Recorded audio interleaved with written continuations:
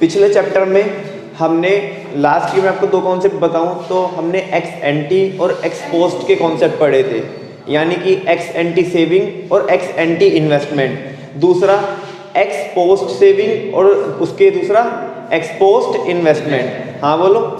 अच्छा, उसके बाद में हमने लास्ट में क्या पढ़ा था? एम्प्लॉयमेंट एंड अनएम्प्लॉयमेंट पढ़ा था। एम्प्लॉयमेंट में हमने क्या देखा? Full employment. फुल एम्प्लॉयमेंट के अंदर भी एक नेचुरल रेट ऑफ अनएम्प्लॉयमेंट होता है और जो दो टाइप का होता है, पहला फ्रिक्शनल और दूसरा स्ट्रक्चरल।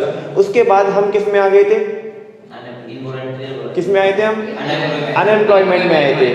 उसके बाद हम अनएम्प्लॉयमेंट में आ गए थे और अनएम्प्लॉयमेंट के अंदर हमने क्या देखा? इनवॉलंटरी अनएम्प्लॉयमेंट, ठीक है ना। और फिर एक दूसरा अनएम्प्लॉयमेंट देखा, वो कौन सा था? वॉलंटरी। कौन काउंट करते हैं, कौन नहीं करते हैं, ठीक है ना, ये भी हमने देख लिया था।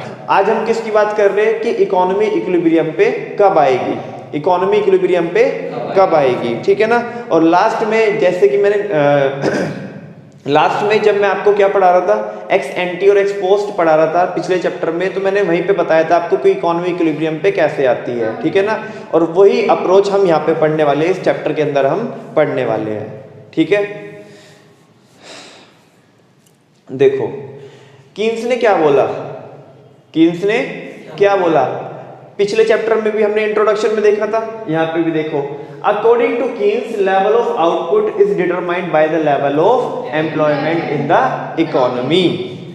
कीन्स बोल रहा है कि जो आउटपुट है ना, आउटपुट फाइंड आउट होगा, आउटपुट फाइंड आउट होगा किसके अकॉर्डिंग, किसके लेवल के ऊपर डिपेंड करता है? वो एम्प्लॉयमेंट के ऊपर। यानी कि कीन्स ये बोल रहा है कि जो आउटपुट है वो किसके ऊपर डिपेंड करता है? एम्प्लॉयमेंट के ऊपर। किसके ऊपर? एम्प्लॉयमेंट के ऊपर।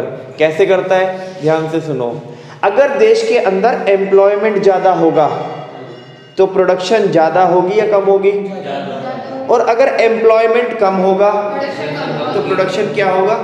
कम होगा। हाँ बोलो, ठीक है ना। आउटपुट ज्यादा जब होगा जब एम्प्लॉयमेंट ज्यादा होगा, और आउटपुट कम जब होगा जब एम्प्लॉयमेंट कम होगा। यानी कि आउटपुट किसके ऊपर डिपेंड करता है? एम्प्लॉयमेंट के ऊपर, ठीक है ना। ये किसने बोला? कीन्स ने बोला। आप इस बात से एग्री करते हो कि नहीं करते हो? इतनी बात समझ में आ रही है आपको? फिर क्योंकि देखो इस चैप्टर की शुरुआत होते ही, इस चैप्टर की शुरुआत होते ही उन्होंने जिक्र किसका कर दिया? एम्प्लॉयमेंट का और आउटपुट का। किसका जिक्र कर दिया? एम्प्लॉयमेंट का और आउटपुट का, ठीक है। तो लास्ट चैप्टर में जो हमने एम्प्लॉयमेंट और अनएम्प्लॉयमेंट पढ़ा था वो कॉन्सेप्ट इस चैप्टर में काम आएगा, ठीक है ना। काफी सारे बच्चों को अगर ये डाउट आ रहा है कि पिछले चैप्टर में एम्प्लॉयमेंट और अनएम्प्लॉयमेंट पढ़ा दिया लेकिन उसका तो वहां पे कोई मतलब ही नहीं था, एकदम से जिंदगी बदल गई, जज्बात बदल गए कि पता नहीं चैप्टर कुछ और ही चल रहा था, है ना, और एकदम से आ क्या गया हमारी जिंदगी में? Employment and unemployment. तो उसका यूज कहाँ पे हुआ? उसका यूज इस चैप्टर में होगा। आ रही है बात समझ में? फिर आगे देखो, कह रहे हैं कि जो मैंने अभी बताया वही बोल रहे हैं, higher level of employment ensures higher level of output and vice versa. जितना ज्यादा क्या होगा? एम्प्लॉयमेंट होगा, उतना ही ज्यादा लेवल ऑफ आउटपुट होगा, एंड वाइस वर्सा का मतलब उल्टा होगा, उसका अपोजिट होगा। Are you getting my point?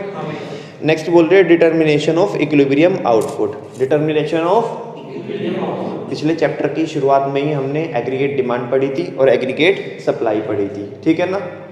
अब फाइंड आउट करना है हमें कि इकोनॉमी इक्विलिब्रियम पे कब आएगी और कैसे आएगी, ठीक है। दो अप्रोच होते हैं कि जब एडी किसके इक्वल हो जाए? एएस के इक्वल हो जाए, यानी कि एग्रीगेट डिमांड एग्रीगेट सप्लाई के इक्वल हो जाए, ठीक है ना। तो इकोनॉमी हमारी किस पे आ जाएगी? इक्विलिब्रियम पे आ जाएगी। दूसरा, इकोनॉमी इक्विलिब्रियम पे कब आ सकती है? जब saving is equal to investment हो जाए। और कौन सी सेविंग कौन सी इन्वेस्टमेंट के इक्वल हो जाए?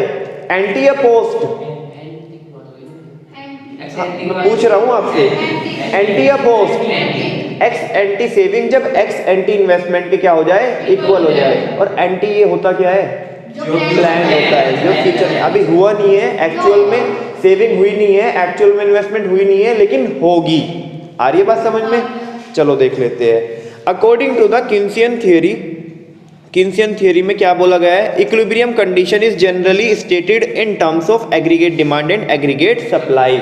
इकोनॉमी इक्विलिब्रियम पे जब आएगी जब एग्रीगेट डिमांड किसके इक्वल होगी, एग्रीगेट सप्लाई के इक्वल होगी, ठीक है ना। An economy is in equilibrium when aggregate demand for goods and services is equal to the aggregate supply during a given period of time. जब एक टाइम पीरियड के अंदर जितनी एग्रीगेट डिमांड है अगर वो एग्रीगेट सप्लाई के इक्वल है तो इकोनॉमी किस पे आ जाएगी, इक्विलिब्रियम पे आ जाएगी, ठीक है। So equilibrium is achieved when AD is equal to AS। तो इक्विलिब्रियम कब अचीव होगा, जब AD AS के इक्वल हो जाएगी, ठीक है ना। देखो 3 बुलेट में इसने एक ही बात को अलग अलग तरीके से कह रहा है। मजे की बात यह है कि इस कॉन्सेप्ट में इतना खास कुछ है ही नहीं है बताने के लिए। एक ही बात को बार बार वो रिपीट करेगा, कभी वो टेक्स्ट की फॉर्म में करेगा, कभी वो टेबल की फॉर्म में करेगा और कभी वो ग्राफ की फॉर्म में करेगा। और ये जो कॉन्सेप्ट है चाहे वो AD और AS अप्रोच हो, चाहे वो सेविंग और इन्वेस्टमेंट अप्रोच हो, एग्जामिनेशन में ये 4 से 6 नंबर का आएगा, ठीक है ना, 4 से 6 नंबर का आएगा।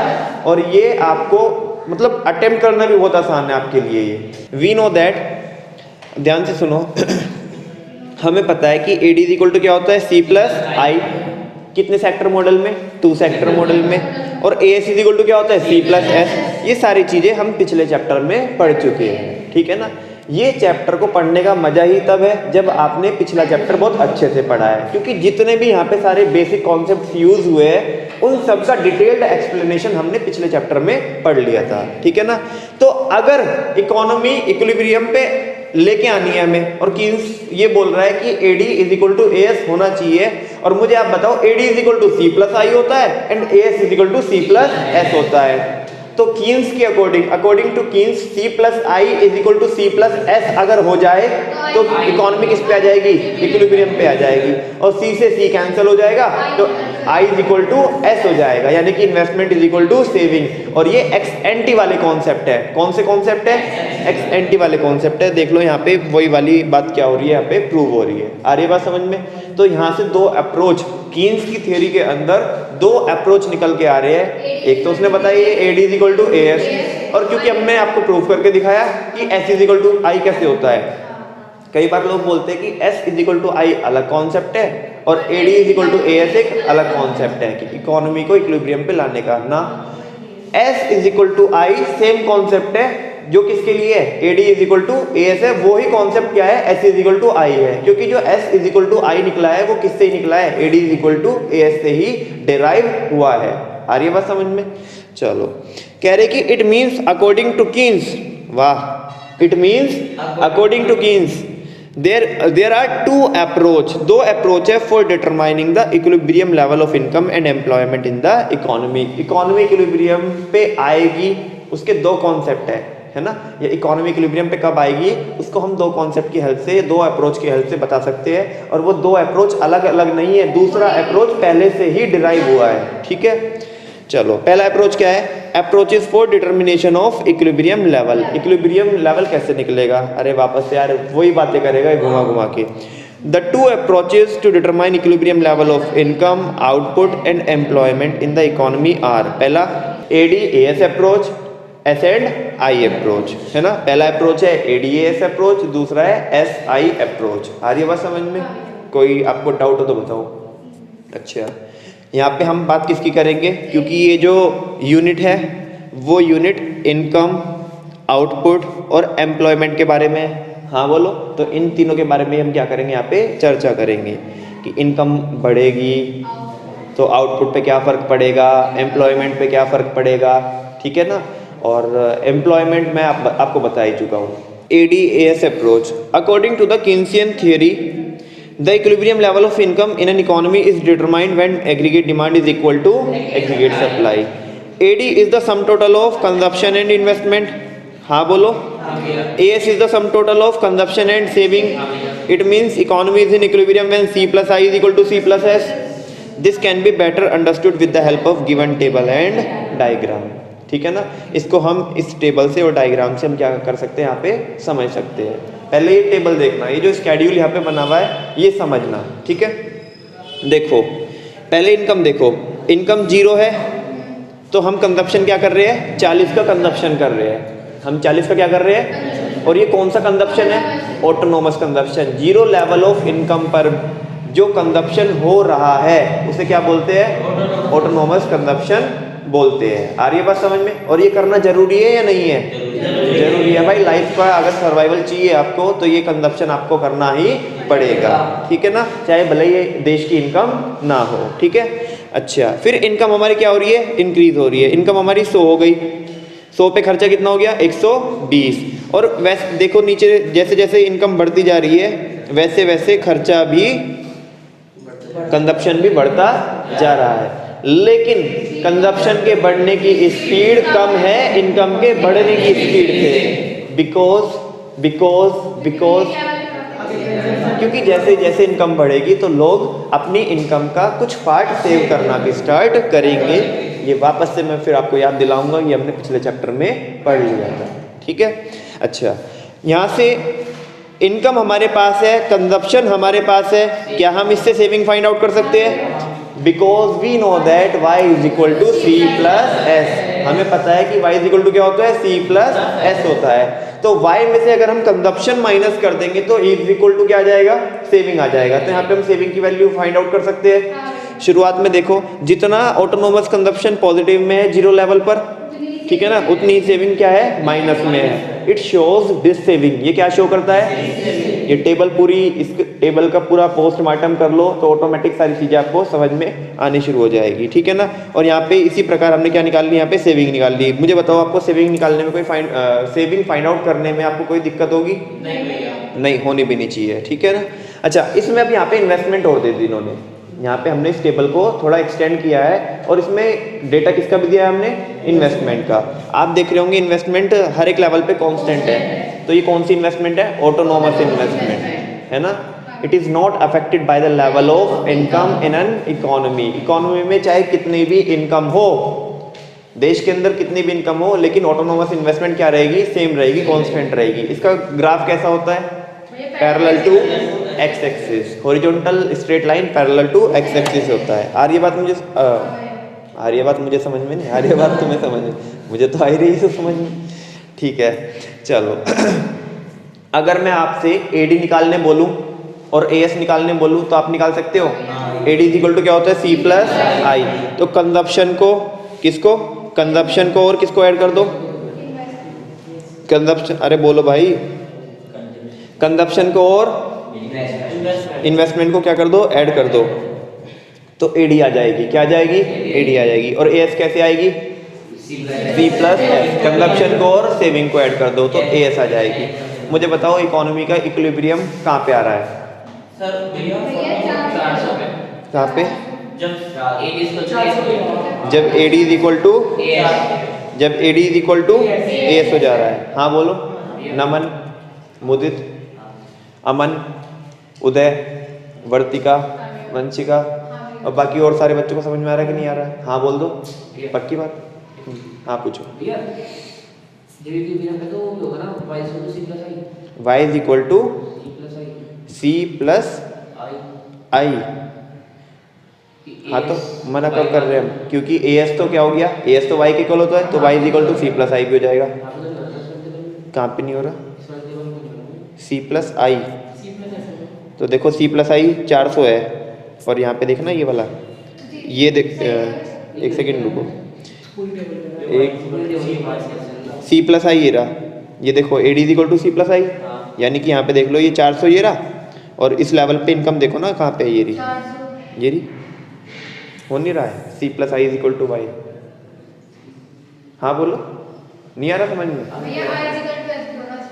अभी एक एक करके आ रहे हैं, वहीं पे आ रहे हैं। अच्छा, एक अप्रोच तो ये हो गया। और अगर मैं इसी टेबल में आपको दूसरा अप्रोच समझाऊं तो देखना S एंड I अप्रोच के अकॉर्डिंग अगर आप इक्विलिब्रियम निकालोगे, इक्विलिब्रियम लेवल ऑफ इनकम निकालोगे तो भी कितनी आएगी बच्चों? 400 ही आएगी। कितनी आएगी? देखो S इज इक्वल टू आई ये हो गया यहाँ पे। हाँ बोलो। और इस लेवल पे इनकम देखना 400 है। कितनी है?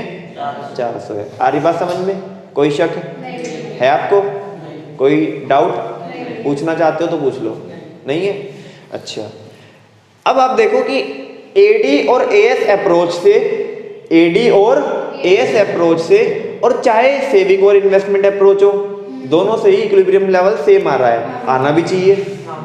अगर दो अप्रोच है और इक्विलिब्रियम लेवल अलग अलग आएगा तो फिर तो गलत बात है, सेम आना चाहिए ना इक्विलिब्रियम। भाई इकोनॉमी इक्विलिब्रियम पे तो एक ही पॉइंट पे आएगी ना, हाँ बोलो, इकोनॉमी इक्विलिब्रियम पे एक ही पॉइंट पे तो आएगी या अलग अलग पॉइंट पे आ सकती है? एक ही पॉइंट पे आएगी, ठीक है ना।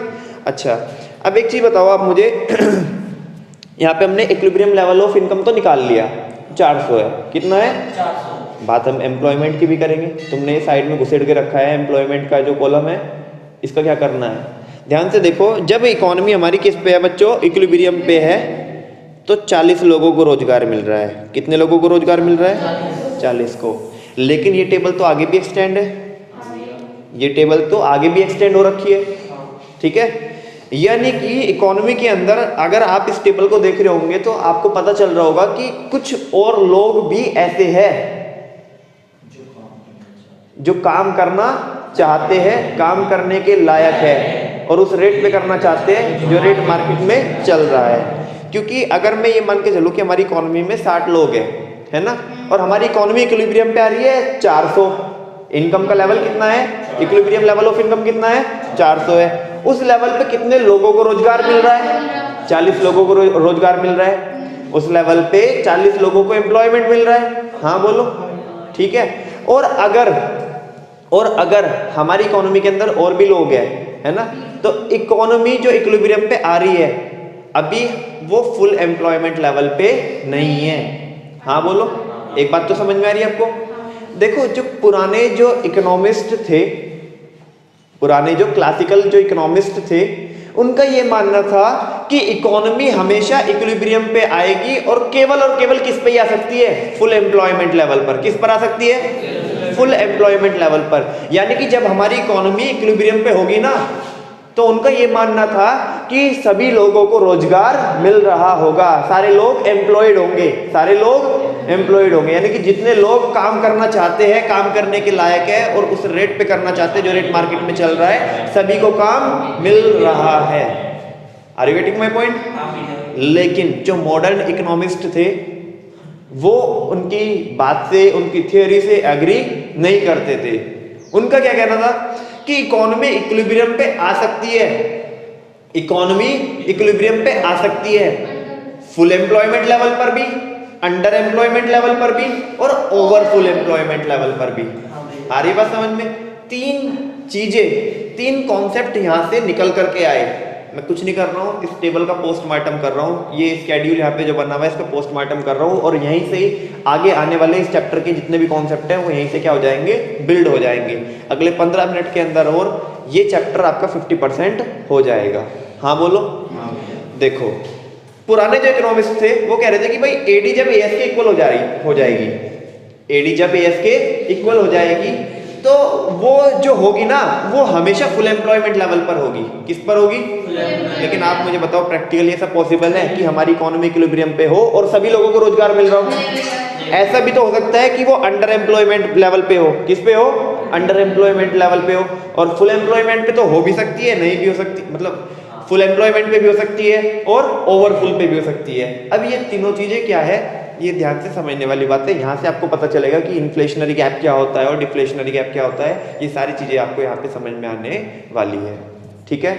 आगे चल सकते हैं? चल, अगर हम यहाँ पे बात करें इस टेबल की, अगर हम बात करें तो आप मुझे बता सकते हो कि यहाँ पे इकोनॉमी इक्विलिब्रियम पे तो है, लेकिन कौन से लेवल पे है?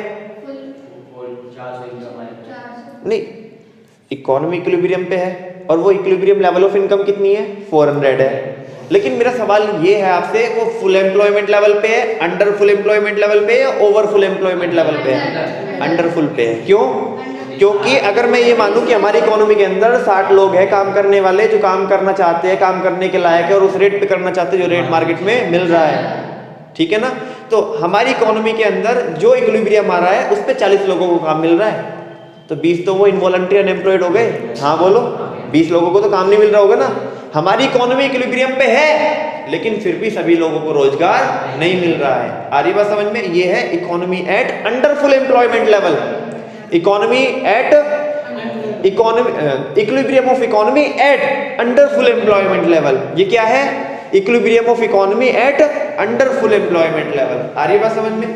तो एग्जामिनेशन में क्वेश्चन अराइज हो सकता है कि आप ये चीज इलैबोरेट करो कि जब इकोनॉमी इक्विलिब्रियम पे होगी तो क्या ये जरूरी है ऑलवेज ऐसा ही होगा कि सारे लोगों को रोजगार मिल रहा होगा? तो आंसर क्या होना चाहिए आपका, हाँ में या ना में? ना, ऐसा जरूरी नहीं है। हो भी सकता है और नहीं भी हो सकता है, because economy achieves it's equilibrium point eight full employment level और अंडर फुल एम्प्लॉयमेंट लेवल और over full employment level. 3 level हो सकते हैं जिन पर इकोनॉमी इक्विलिब्रियम पे आ सकती है। इतनी बात समझ में आती है तो हाँ बोलो। एक एक बच्चे को समझ में आई? हाँ जी पूछो। अगर जो अंडर फुल एम्प्लॉयमेंट होता, अगर जो है 40 से कम होता तो तब भी तो होता ना अंडर फुल एम्प्लॉयमेंट। 40 से ज्यादा है तो ओवर कर गया ना उसको। क्यों कर गया ओवर? कैसे? तुमने किस बेस पे बोला? तो 60 है, 60 लोग काम करने वाले हैं, इकोनॉमी इक्विलिब्रियम पे आ रही है और 40 लोगों को रोजगार मिल रहा है। तो फुल एम्प्लॉयमेंट तो तब होता ना जब 60 के 60 लोगों को रोजगार मिल रहा होता और इकोनॉमी इक्विलिब्रियम पे होती। यहाँ पे तो इकोनॉमी इक्विलिब्रियम पे भी आ गई, इकोनॉमी इक्विलिब्रियम पे भी आ गई और लोगों को रोजगार कितने को ही मिल रहा है? 40 को मिल रहा है। तो फुल पे है या अंडर फुल पे है? अंडर फुल पे है। हाँ बोलो। चलो इतनी बात समझ में आई आपको? आगे देखना, मैं आपको एक डायग्राम यहाँ पे इसी के बगल में बना के दिखा रहा हूँ और फिर मैं ये समझाऊंगा, आपको समझ में आ जाएगा। ये इसलिए समझ में नहीं आएगा क्योंकि ये ऑलरेडी बना हुआ है ना। मैं अपने हाथ से बनाऊंगा तो आपको समझ में आएगा। देखो ये एक्स एक्सिस, ये ओरिजिन और ये वाई एक्सिस। यहाँ पे मेरे को क्या लेना है? Aggregate demand and aggregate supply लेना है। यहाँ पे मैं क्या ले लूँ? इनकम। इनकम को किससे डिनोट करते हैं? वाई से डिनोट करते हैं। किससे डिनोट करते हैं? पिछले चैप्टर में हम पढ़ के आए थे कि जो इनकम की लाइन होती है वो कहाँ से स्टार्ट होती है बच्चों? ओरिजिन से स्टार्ट होती है। और कितने डिग्री के एंगल पे स्टार्ट होती है? 45 डिग्री के एंगल पे ओरिजिन से स्टार्ट होगी। ये होगी आपका 45 डिग्री और ये किसकी लाइन हो गई? इनकम की लाइन हो गई। हाँ बोलो। और y इज इक्वल टू ही क्या होता है? AS होता है। क्या होता है? AS। यानी कि जो इनकम की लाइन है वही किसकी लाइन है? एग्रीगेट सप्लाई की लाइन है। Are you getting? अच्छा, एग्रीगेट डिमांड कहाँ से स्टार्ट करेगी बच्चों? y एक्सिस से स्टार्ट करेगी। कहाँ से स्टार्ट करेगी? y एक्सिस से। और वो कहीं ना कहीं तो कट करके जाएगी किसको? एग्रीगेट सप्लाई की लाइन को या इनकम की लाइन को, जो कि दोनों एक ही होती है।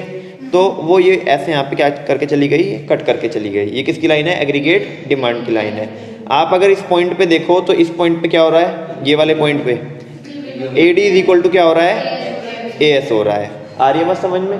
ठीक है ना। तो ये हमारा इकोनॉमी का क्या जाएगा? इक्विलिब्रियम लेवल आ जाएगा। क्या जाएगा? ये इक्विलिब्रियम पॉइंट है। और अगर मैं इसके अगेंस्ट एक पैरेलल टू वाई एक्सिस अगर एक परपेंडिकुलर डाल दूं तो क्या आ जाएगी हमारी? एग्रीगेट डिमांड आ जाएगी। क्या आ जाएगी? एग्रीगेट डिमांड या एग्रीगेट सप्लाई आ जाएगी, जो कि आपस में इक्वल है। दोनों इक्वल होगी। हाँ बोलो। और अगर मैं एक line parallel to X axis डाल दूं, अगर मैं एक लाइन पैरेलल टू बच्चों एक्स एक्सिस डाल दूं तो क्या होगा? तो इक्विलिब्रियम लेवल ऑफ इनकम आ जाएगा। क्या आ जाएगा? Equilibrium level of income. हाँ बोलो। ठीक है। जैसा कि आपके वो एग्जाम में आ रहा था ना, अभी एक क्वेश्चन मुझे दिखा रहे थे आपकी इक्विलिब्रियम लेवल ऑफ इनकम निकालो, वो कंजप्शन की इक्वेशन से आ रहा था। यहाँ पे मैंने आपको ग्राफ की हेल्प से दिखाया। आ रही है बात समझ में? ठीक है। इतनी बात समझ में आई? अब कुछ और थोड़ा आगे समझाऊं? ठीक है। अब वो जो 3 कॉन्सेप्ट जो मैं आपको बता रहा था, equilibrium at full employment level, equilibrium at over full employment level, equilibrium at under full employment level. आ रही है बात समझ में? हालांकि इसमें से एक कॉन्सेप्ट है जो प्रैक्टिकली पॉसिबल नहीं है, थोड़ा इमेजिनरी सा है, ओवरफुल वाला। ठीक है ना। बताऊंगा आपको, सारी चीजें बताऊंगा। ठीक है। क्या हम तैयार है पढ़ने के लिए? आगे पढ़ सकते हैं। अगले देखना, अगले 5 मिनट में ये चैप्टर क्या है ना मोस्टली खत्म हो जाएगा। बहुत आराम से बता रहा हूँ मैं आपको, और मोस्टली खत्म हो जाएगा। न्यूमेरिकल जो न्यूमेरिकल पोर्शन है इसमें वो हमारा यहाँ पे रह जाएगा। ठीक है। अच्छा, अब इस टेबल को आगे क्या करने के लिए? बढ़ाने के लिए। इस टेबल को आगे बढ़ाने के लिए आप एक पॉइंट समझो। ये जो AD is equal to AS है, ये जो AD is equal to AS है, मान लिया ये किस पे है? फुल एम्प्लॉयमेंट लेवल पर है। किस पर है? फुल एम्प्लॉयमेंट लेवल पर है। हाँ बोल दो। इतनी बात में कोई शक है? नहीं। यानी कि मैंने ये मान लिया कि हमारी इकोनॉमी इक्विलिब्रियम पे है, यानी कि AD is equal to AS है और सारे लोगों को रोजगार मिल रहा है, यानी कि फुल एम्प्लॉयमेंट पे है। इकोनॉमी इक्विलिब्रियम पे भी है। बड़ा कोइंसिडेंस है, कि इकोनॉमी इक्विलिब्रियम पे भी है और सारे लोगों को रोजगार भी मिल रहा है, यानी कि इकोनॉमी के अंदर जितने लोग काम करने वाले हैं, काम करना चाहते हैं और उस रेट पे करना चाहते हैं जो रेट मार्केट में चल रहा है, उन सभी को काम मिल रहा है। और मजे की बात है हमारी इकोनॉमी किस पे भी है, इक्विलिब्रियम पे भी है। किस पे भी है भाई? देखो इक्विलिब्रियम का मतलब क्या होता है वो तो आपने पहले भी पढ़ा है और मैंने आपको कई बार बताया, आज फिर रिपीट कर रहा हूं कि इक्विलिब्रियम का मतलब होता है पोजीशन ऑफ रेस्ट। इस पॉइंट पर आकर के इकोनॉमी क्या हो जाएगी, किस पे आ जाएगी, रेस्ट में आ जाएगी। किस में आ जाएगी इकोनॉमी? रेस्ट में आ जाएगी। कोई भी चेंज हम करना नहीं चाहेंगे। भाई इससे अच्छी सिचुएशन क्या हो सकती है कि जितनी एग्रीगेट डिमांड है उतनी ही क्या है, एग्रीगेट सप्लाई है और सभी लोगों को रोजगार भी मिल रहा है। हाँ बोलो, तो ये तो आइडियल कंडीशन हो गई। क्या हो गई? आइडियल कंडीशन हो गई। क्या हो गई? ध्यान से सुनना, देखो एक एक वर्ड निकल के आएंगे। ये क्या है? आइडियल कंडीशन है। क्या है? और जब आइडियल कंडीशन है क्या मैं इसे बेंचमार्क बोल सकता हूँ? क्या बोल सकता हूँ? स्टैंडर्ड बोल सकता हूँ। क्या बोल सकता हूँ? यानी कि हमें यही तो अचीव करना है, हमें यही तो अचीव करना है कि हमारी इकोनॉमी इक्विलिब्रियम पे भी आ जाए और फुल एम्प्लॉयमेंट लेवल पर आ जाए। ये क्योंकि आइडियल कंडीशन है। क्या है?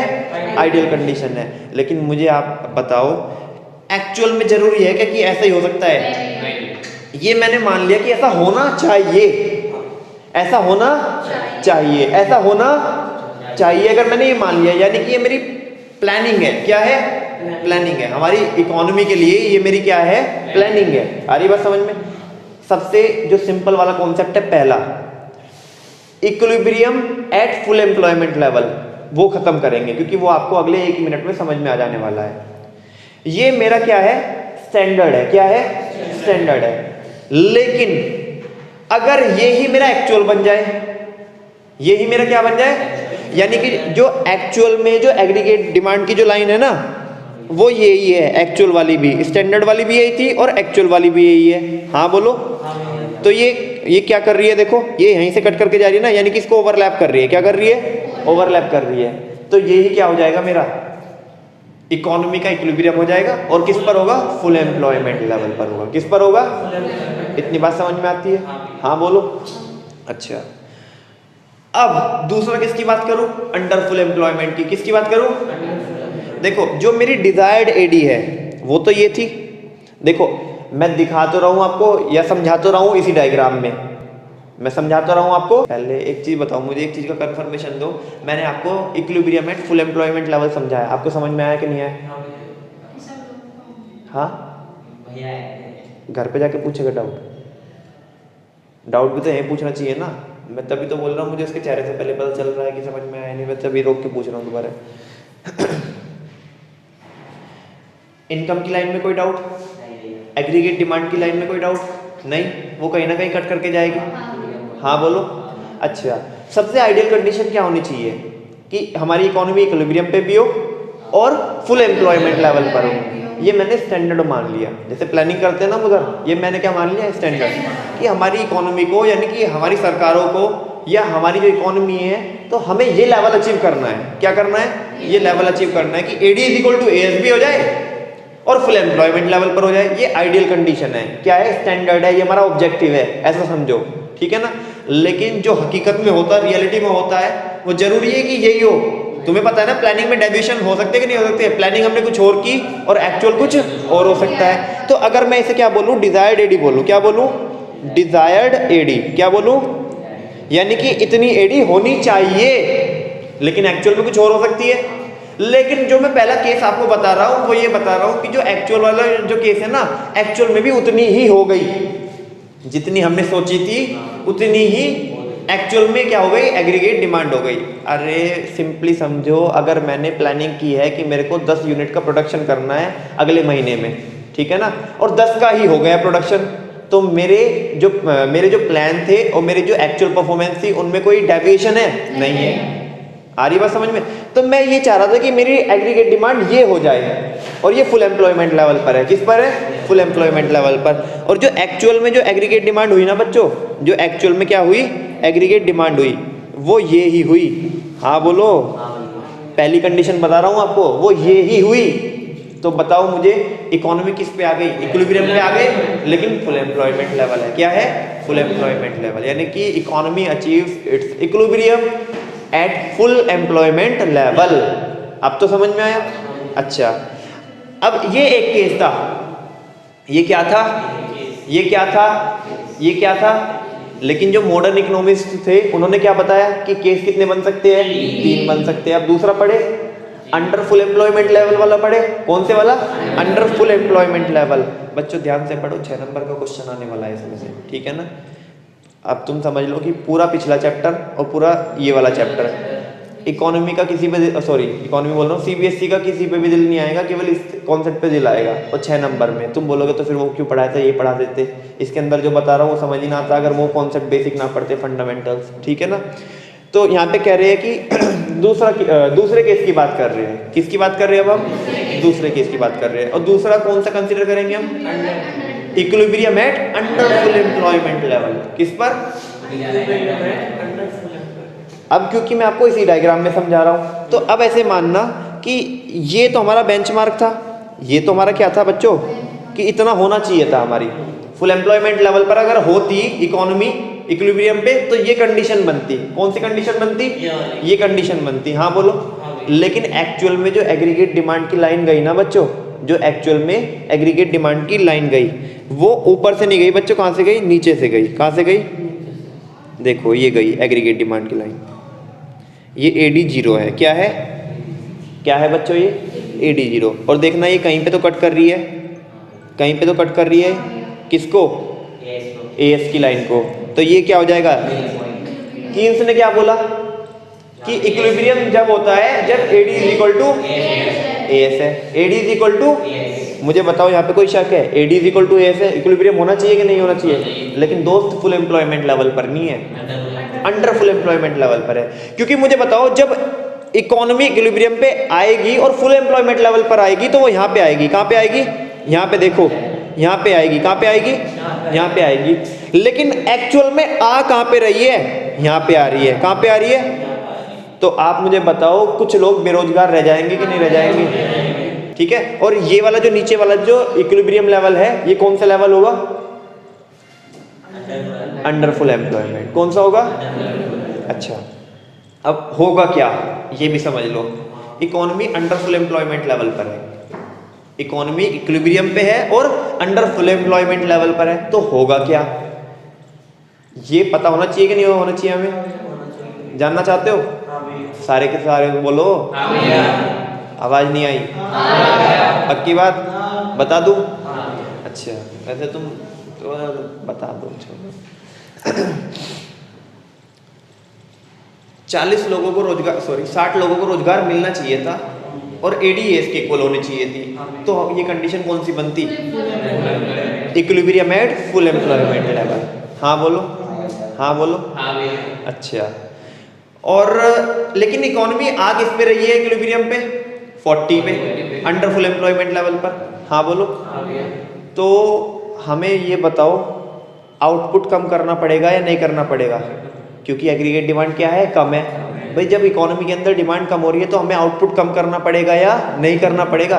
इम्पैक्ट बता रहा हूँ। Equilibrium at under full employment level अगर है तो इसका क्या इम्पैक्ट पड़ेगा? इनकम पे, आउटपुट पे और एम्प्लॉयमेंट पे, वो मैं बता रहा हूँ आपको, ये ख्याल से समझना, ठीक है। अगर अंडर फुल एम्प्लॉयमेंट लेवल पर इक्विलिब्रियम है तो हम क्या करेंगे? आउटपुट कम करेंगे। क्या करेंगे?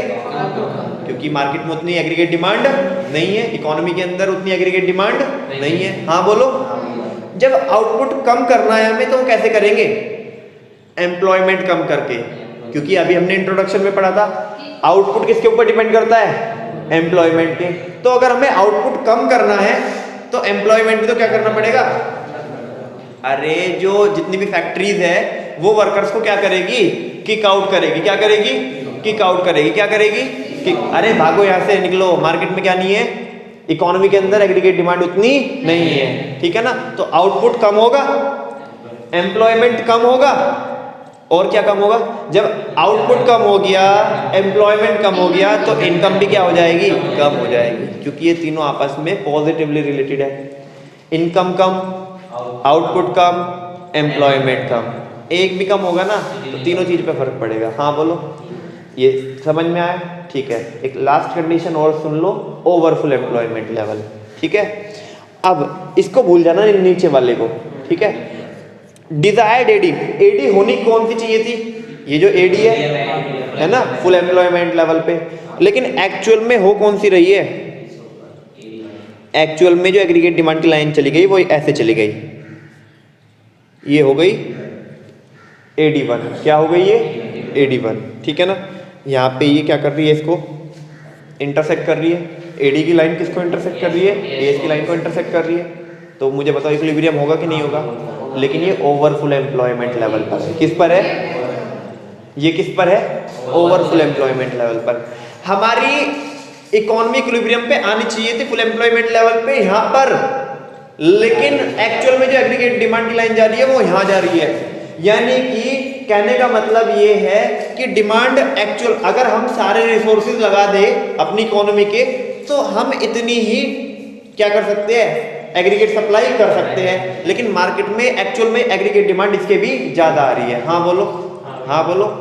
यानी कि फुल एम्प्लॉयमेंट लेवल पे इक्विलिब्रियम का मतलब क्या था कि 60 लोग हैं और 60 लोगों को क्या मिल रहा है? काम मिल रहा है। और इकोनॉमी किस पे भी है? इक्विलिब्रियम पे भी है। लेकिन ये जो ओवर फुल एम्प्लॉयमेंट लेवल है, ये जो ओवर फुल एम्प्लॉयमेंट लेवल पर जो इकोनॉमी इक्विलिब्रियम पे आ रही है, आप मुझे बताओ इस केस में हम आउटपुट बढ़ा सकते हैं कि नहीं बढ़ा सकते हैं? ये कह रहा है कि आउटपुट बढ़ाएंगे, एम्प्लॉयमेंट बढ़ाएंगे, इनकम बढ़ाएंगे। नमन, बढ़ाएंगे। वंशिका, बढ़ना चाहिए, बढ़ना चाहिए, बढ़ना चाहिए, बढ़ना चाहिए, बढ़ना चाहिए। हाँ, एक बच्चा एक खिलाफ ये बगावत कर रहा है। हाँ जी, हाँ जी, पता नहीं वो तो उसका हथियार डाल दिया, मुझे नहीं पता। That's the right answer. और तुम नालायकों का तुम सारे के सारों का आंसर क्या है? गलत। इकोनॉमी फुल एम्प्लॉयमेंट लेवल पे इक्विलिब्रियम पे है, ठीक है ना। लेकिन जो एक्चुअल में जो एग्रीगेट डिमांड जा रही है वो ऊपर जा रही है, वो ऊपर जा रही है, वो क्या जा रही है? ऊपर जा रही है, ठीक है ना। हमारे पास इकोनॉमी के अंदर काम करने वाले लोग ही कितने हैं? 60 है। तो आप आउटपुट बढ़ा सकते हो? नहीं। कहां से खरीद के लाओगे? इंसानों को खरीद के लाओगे। जब हमारे पास इंसान ही, हमारे यहाँ पे एक कंट्री के अंदर, इकोनॉमी के अंदर वर्क फोर्स ही कितनी है? 60 लोगों की है। 60 लोग काम करने वाले हैं और उन सभी को काम मिल रहा है, और उसके बाद भी अगर एग्रीगेट डिमांड बढ़ रही है, तो दोस्त हम आउटपुट नहीं बढ़ा सकते, क्योंकि वो फुल एम्प्लॉयमेंट लेवल पर है। और फुल एम्प्लॉयमेंट लेवल का मतलब है कि हम अपने सारे रिसोर्सेज का फुलर यूटिलाइजेशन कर रहे हैं। क्या कर रहे हैं? फुलर यूटिलाइजेशन कर रहे हैं। जब हम अपने रिसोर्सेज का फुलर यूटिलाइजेशन कर रहे हैं तो हम उससे ज्यादा कर नहीं सकते। हाँ बोलो। मैंने तभी तो बोला था कि एक्चुअल में पॉसिबल नहीं है, ठीक है ना। इस केस में आउटपुट नहीं बढ़ सकता, क्योंकि ऑलरेडी हम अपने सारे रिसोर्सेज क्या कर लेंगे? यूज कर लेंगे, और उसके बियॉन्ड हमारी कैपेसिटी नहीं है। हाँ बोलो, हाँ बोलो। अरे खरीद के लाओगे क्या इंसान, या हाथ के हाथ बनाओगे? हाँ बोलो। अगले 20-25 साल लगेंगे ना। हाँ तो बस तब तक वेट करो फिर, क्योंकि इकोनॉमी ऑलरेडी किस पे है? इक्विलिब्रियम पे। इस केस में क्या होगा? इनकम पे, आउटपुट पे, एम्प्लॉयमेंट पे क्या फर्क पड़ेगा? आउटपुट बढ़ा नहीं सकते, तो आउटपुट पे कोई फर्क नहीं पड़ेगा। आउटपुट पे कोई फर्क नहीं पड़ेगा तो एम्प्लॉयमेंट पे कोई फर्क नहीं पड़ेगा, और इनकम पे भी कोई फर्क नहीं पड़ेगा। आ रही है बात समझ में? इस केस में क्या होगा? सवाल ये है, इस केस में होगा क्या? इस केस में इन्फ्लेशन आएगी। क्या आएगी? इन्फ्लेशन आएगी। क्या आएगी? इस केस में केवल एक चीज होगी जो मैं कल बता रहा था ना आपको। इस केस में केवल जनरल प्राइस लेवल बढ़ेगा। क्या बढ़ेगा? क्योंकि भैया मार्केट में उतनी सप्लाई नहीं हो सकती जितनी एग्रीगेट डिमांड है, और जब एग्रीगेट डिमांड ज्यादा है और एग्रीगेट सप्लाई कम है, तो इस केस में क्या बढ़ेंगे? मार्केट में जो गुड्स एंड सर्विसेज है उनके क्या होंगे? प्राइस इंक्रीज होंगे। इस केस में इनकम, एम्प्लॉयमेंट और आउटपुट पे कोई फर्क नहीं पड़ेगा, केवल और केवल बढ़ेंगे तो मार्केट में गुड्स और सर्विसेज के जनरल प्राइस बढ़ेंगे। Are you getting my point? ठीक है भैया, एक बार आपको टेबल थोड़ा नीचे करो, मुझे एक चीज पूछनी है आपसे। हाँ जी पूछो। अगर तो भैया हम मान लें कि इकोनॉमी में सिर्फ 40 लोग हैं, तो ये फुल एम्प्लॉयमेंट लेवल हो गया। और अगर तो मतलब 40 से 20 पे हमारे इक्विलिब्रियम पॉइंट आता तो अंडर एम्प्लॉयमेंट हो जाता।